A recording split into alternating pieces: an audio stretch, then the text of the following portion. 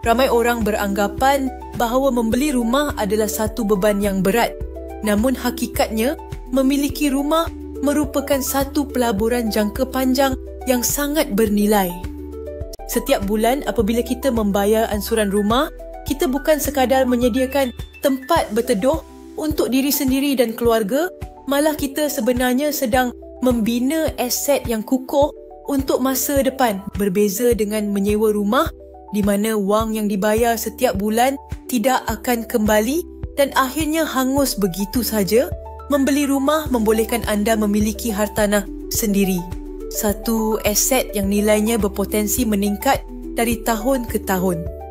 Bayangkan, setiap sen yang anda laburkan untuk ansuran rumah adalah langkah demi langkah menuju pemilikan penuh sebuah rumah idaman yang kelak boleh diwariskan kepada generasi seterusnya atau dijual untuk keuntungan.